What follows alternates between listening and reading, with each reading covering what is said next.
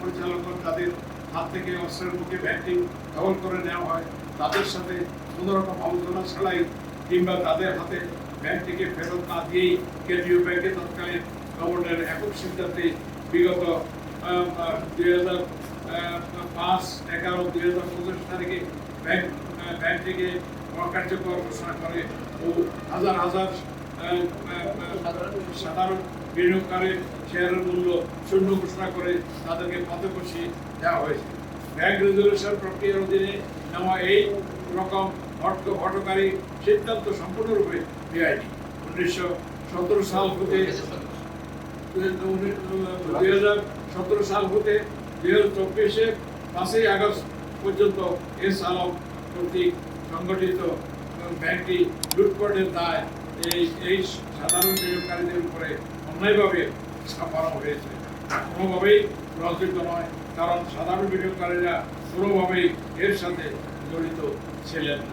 অন্যদিকে ব্যাংকের হাজার হাজার আমানতকারীর গচ্ছিত টাকা ফেরত দেওয়ার কথা বলা হলেও আজ পর্যন্ত উল্লেখযোগ্য বাস্তবায়ন করা সম্ভব হয়নি। পাশাপাশি ব্যাংকের সাথে যুক্ত ব্যবসায়ীরাও আজ ব্যাংকের সাপোর্টের অভাবে তাদের ব্যবসা নিয়ে অস্তিত্বের হুমকির সম্মুখীন হয়েছে। এমনকি বহু ব্যবসায়ী ব্যাংকের অসহযোগিতার কারণে শ্রেণীকৃত হওয়ায় এবং অন্য প্রতিষ্ঠান হতে লোন না পাওয়া তারা ব্যবসা বন্ধ করতে বাধ্য হয়েছে। এখানে উল্লেখ করা যেতে পারে, বাংলাদেশ ব্যাংকের এই অসাংবিধানিক সিদ্ধান্তকে চ্যালেঞ্জ করে আমরা মহামান্য হাইকোর্টে একটি রিট দায়ের করি। উক্ত রিটে মহামান্য হাইকোর্টের সংশ্লিষ্ট বেঞ্চ বিগত 7-10-2025 তারিখে বাংলাদেশ ব্যাংকের উপর 4 সপ্তাহের সময় দিয়ে কতিপয় বিষয়ের জবাব চেয়ে রুল জারি করে। কিন্তু বাংলাদেশ ব্যাংকের তৎকালীন প্রশাসন উক্ত রুলের জবাবে না দিয়ে একতরফাভাবে এসএবিএলকে মার্জার প্রক্রিয়া অব্যাহত রাখে, তা মহামান্য আদালত আমার সামনে। অবস্থায় আমরা আবার মহামান্য আদালতের শরণাপন্ন হই। মহামান্য হাইকোর্ট বিভাগের সংশ্লিষ্ট হেলথ রুল শুনানির জন্য গ্রহণ করেন, তা কার্য তালিকা কজ লিস্ট পূর্ণাঙ্গ শুনানির জন্য অন্তর্ভুক্ত রয়েছে।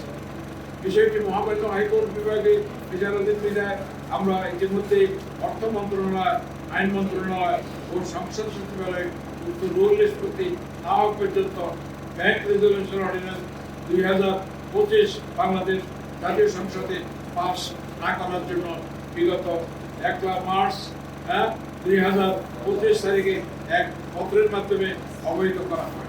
এই বিষয়ে আমরা রাষ্ট্রের প্রধান আইন কর্মকর্তা অ্যাটর্নি জেনারেল অর্থাৎ অর্থ মন্ত্রণালয়ের মাননীয় মন্ত্রী, আইন মন্ত্রণালয়ের মাননীয় মন্ত্রী ও সংসদ সচিবালয়ের দৃষ্টি আকর্ষণ করছি।